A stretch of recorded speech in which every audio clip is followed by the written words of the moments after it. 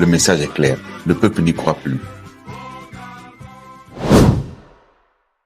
Une nation qui veut aller de l'avant doit avoir le courage d'interroger son parcours. Vous connaîtrez la vérité et la vérité vous rendra libre.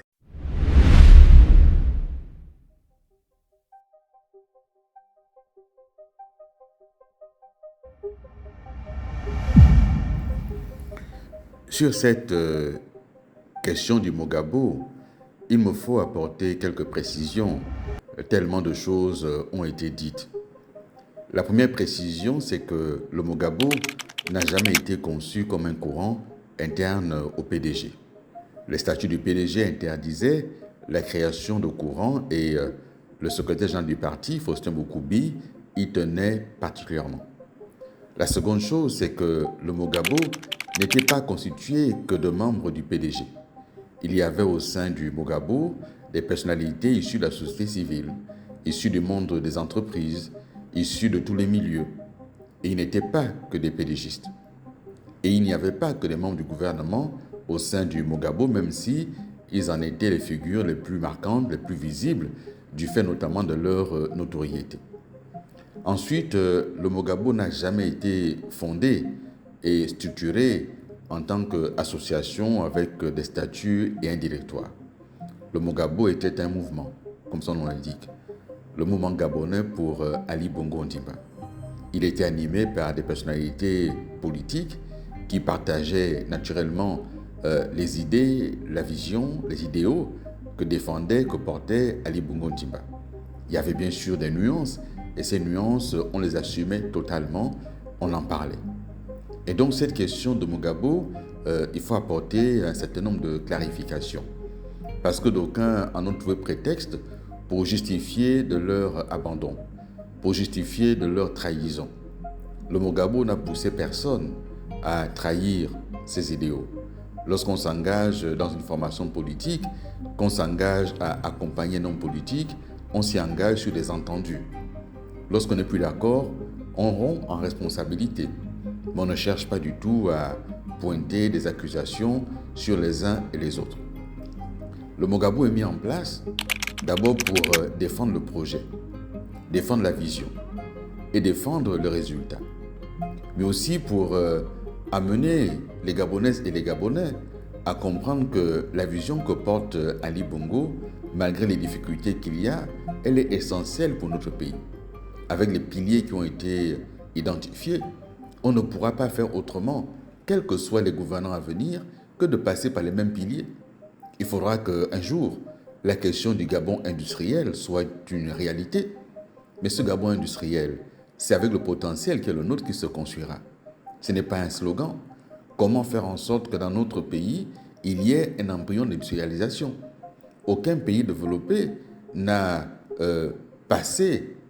franchi, évité, éludé l'étape de l'industrialisation. Il faut donc ce Gabon industriel. Il faut le Gabon des services pour que notre pays, dans son économie diversifiée, arrive effectivement à être connecté au monde. Ces services, c'est la finance, c'est la banque, c'est le numérique, c'est le tourisme, c'est tous ces éléments-là.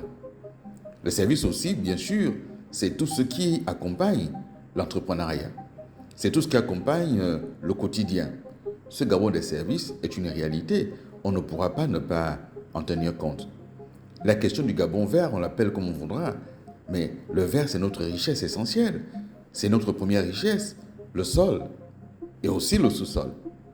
Et donc tous ces éléments sont importants, mais il y avait le débat sur la question du Gabon des valeurs, porter les valeurs en responsabilité.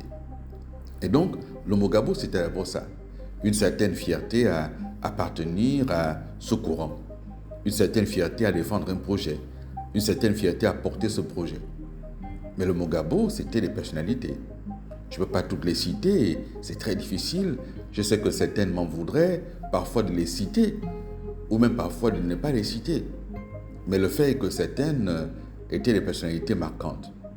Pas comme Moubele, Ali Akbar Onanga, Denise Mekam, Régis Imongo, Madeleine Baird.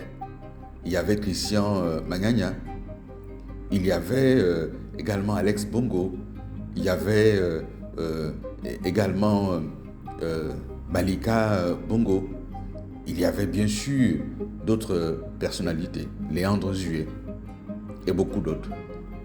Il y a eu la situation de Paul Biya-Yekemba qui nous a accueillis, qui nous a accompagnés, qui nous a même parfois prodigué des conseils et a accueilli à Bikele dans le cadre des réunions que nous faisions.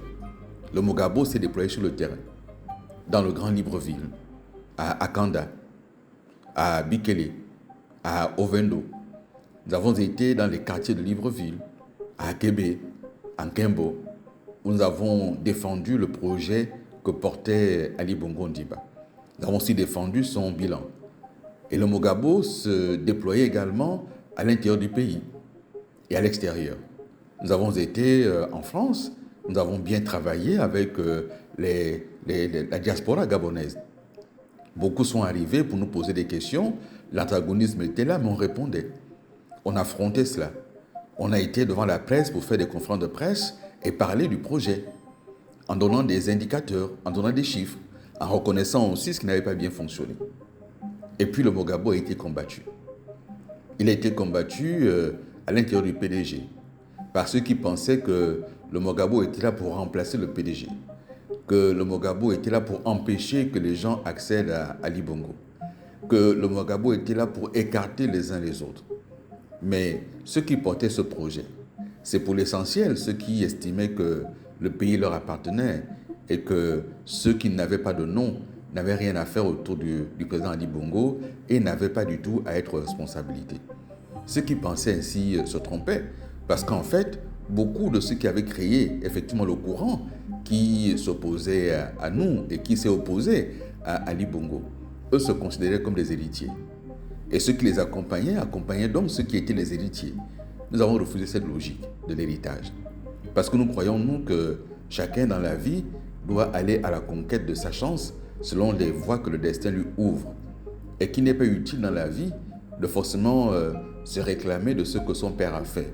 Il faut parfois effectivement aller au-delà du père. Si le père vous a laissé un nom, à vous de vous faire un prénom. Mais ceci n'interdit pas qu'il y ait la chance qui soit accordée à chacun. Et cette égalité des chances, c'est un élément fondamental de ce qu'a été la vision d'Ali Bongo Ondimba, quoi que certains veuillent en dire aujourd'hui. Nous lutterons pour toi toute notre vie. Nous lutterons